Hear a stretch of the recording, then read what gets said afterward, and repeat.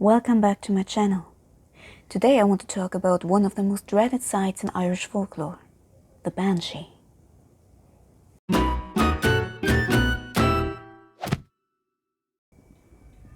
The word Banshee comes from the Gaelic words ban and she, which translates to woman of the fairy folk. She's also known as Hag of the Mists, and in German we know her as die Todesfee, which literally translates to the fairy of death, and which describes her being perfectly in my opinion.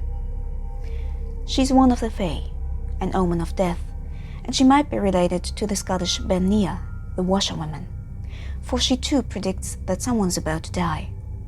But unlike the Myuu, she isn't known to kill. Instead, she is merely the messenger of the tragedy that lies ahead. Banshees are known in three forms: a young beautiful maiden, a middle-aged lady, or an old crone. And in rare cases, a banshee can even be male. But in either way, they are known to wear mostly white or grey clothes, like the shrouds of the dead, and sometimes they even can be observed combing their long fair white hair with a silver comb.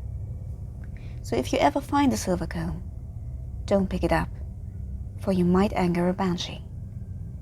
But, well, most of the time, banshees are rather heard long before they can be seen, for they announce their presence with a wailing cry known as cuine, the keening.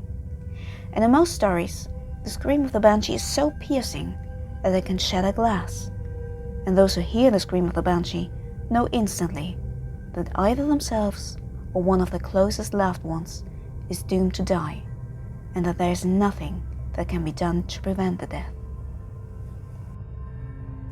In Ireland, it is believed that every Irish noble family has a banshee that is bound to that particular family, and if a member of the family is about to die, she will appear to announce the death.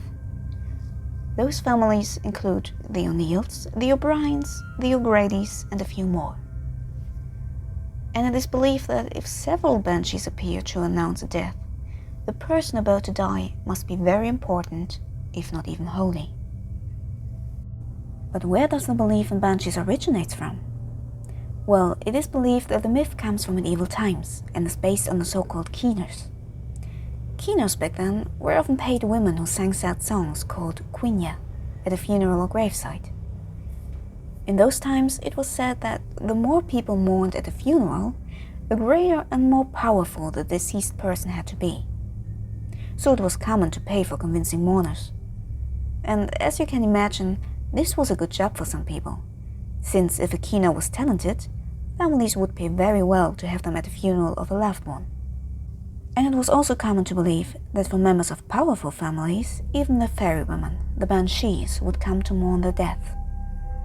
And so the Irish word banshee for fairy woman became anglicized after a while, and thus the word banshee as we know it today developed over time. And since keeners were often paid with alcohol, it wasn't uncommon for them to end up as alcoholics, cast out from society. So would it really be that surprising if, after their own death, they would return as ghosts, angry about their own fate, but still keening for others? But maybe that's only half of the story, for the most important part of the banshee myth is not her appearance, but her scream. And have you ever heard a barn owl scream at night?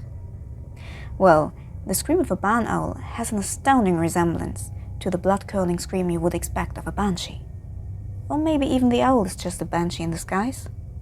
Well, however, next time you're in Ireland or Scotland and you hear a piercing scream at night, make sure it's not a banshee calling for your death, or even calling for a Dullahan and a Costa Bower to ensure it.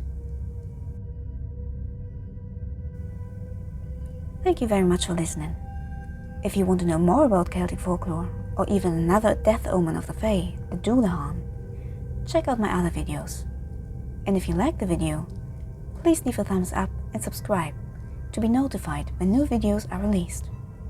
See you next time. Bye!